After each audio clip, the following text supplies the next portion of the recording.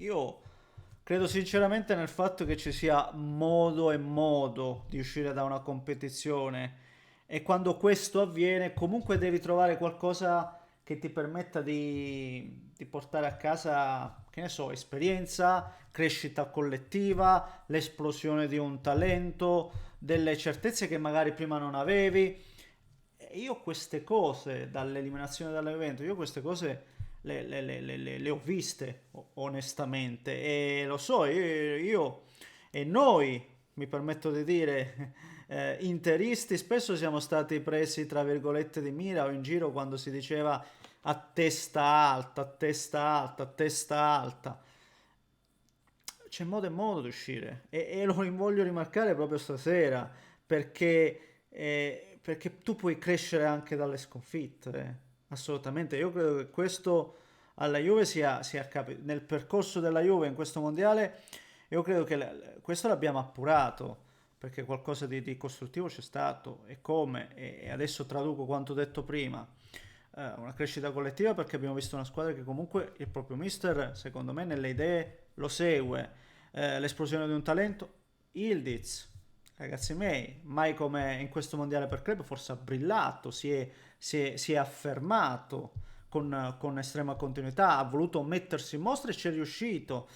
Per punti fermi e punti concreti io vorrei evidenziare lo stesso di Gregorio, che attenzione, se noi andiamo a valutare la stagione, tanti lo davano un po' in dubbio per prestazioni, per capacità. E quindi, ecco, se andiamo a sommare, andiamo a fare, a tracciare una linea, è un'animazione che comunque qualcosa di buono alla fine della fiera porta a casa la Juventus. Ne parliamo, signori miei. Come se lo facciamo? Prima, come al solito, un paio di robette veloci. Vi invito a lasciare il like per il solito bastian contrario di algoritmo. Se volete iscrivetevi per seguire i prossimi contenuti e non so adesso questi giorni poi qualche altra partita importante del mondiale per club magari la commentiamo anche se sono uscite le nostre italiane ovviamente e quindi in attesa delle prossime notizie di mercato. A proposito del mercato, abbiamo anche una notizia importante per la Juventus. Vi invito ovviamente a scampanellare attivando la campanella. Vi ringrazio che siamo arrivati quasi a 231.000. Abbiamo l'obiettivo di arrivare a 250.000 per fine anno e forse se davvero continuate così a supportarmi, lo fate incessantemente, è un obiettivo che non è neanche così folle e io per questo ovviamente devo dirvi grazie, grazie, grazie, grazie. Sì, sì, sì, sì. Tra l'altro il primo tempo della Juventus oggi è stato forse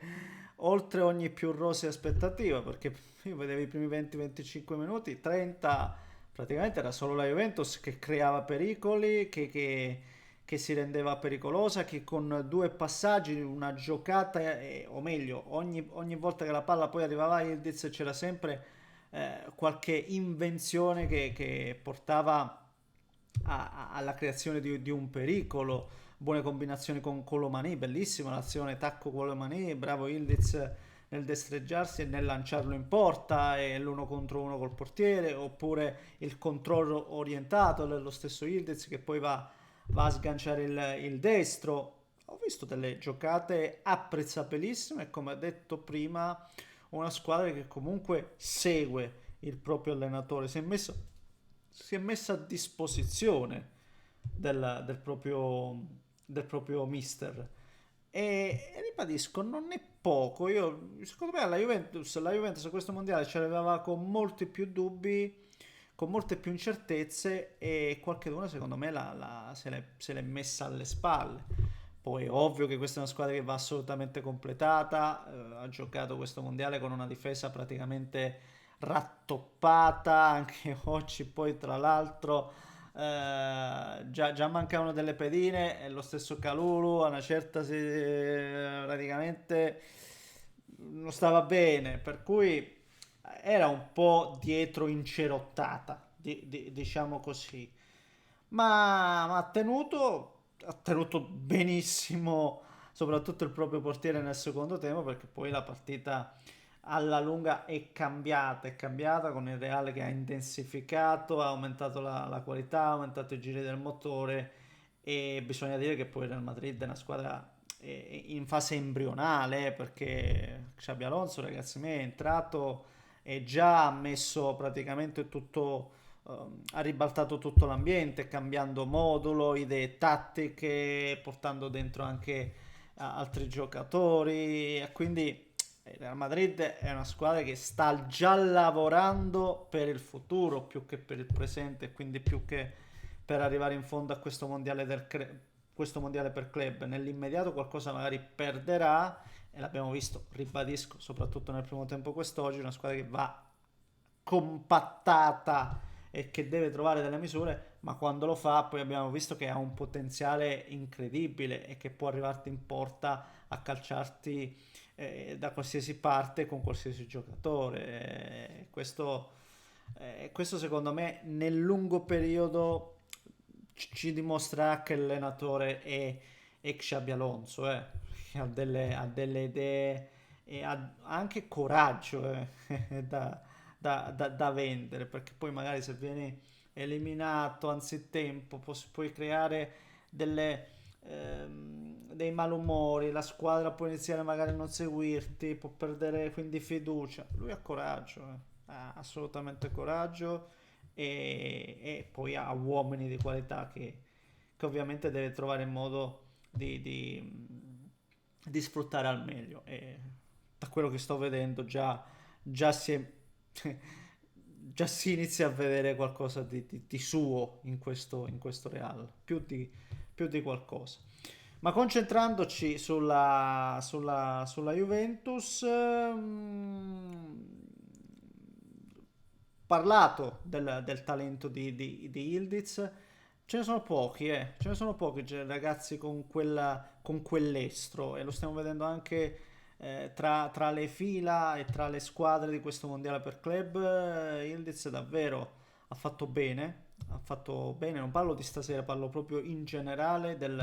della competizione, di come l'ha affrontata e tra l'altro infatti è anche un po' strana la sostituzione nel secondo tempo. È vero che la Juventus non si stava praticamente mai affacciando e non ha mai tirato in porta nella seconda parte di gara, ma è anche vero che se tu c'è un giocatore come Ildiz e devi provare a rimontare la partita non puoi togliere Ildiz, quindi non lo so perché poi abbia messo Cup Miners onestamente Tudor, ma è andata così. E per concludere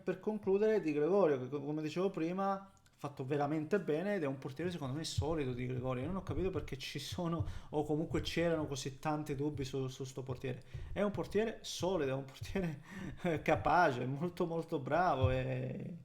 la Juventus tra l'altro aveva fatto anche un discreto investimento su di lui, secondo me è uno di quei giocatori tra i tanti che invece ha funzionato,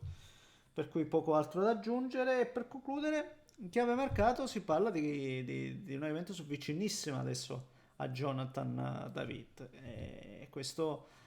allontana ulteriormente Vlahovic che oggi non è nemmeno entrato, ma qualora la Juventus riscattasse in qualche modo, perché poi bisogna capire adesso dopo il mondiale per club la questione Colomani,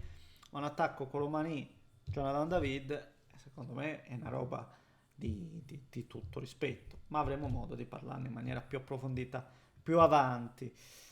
Questa è la mia visione, fatemi sapere cosa ne pensate voi, un grande abbraccio da Neschio.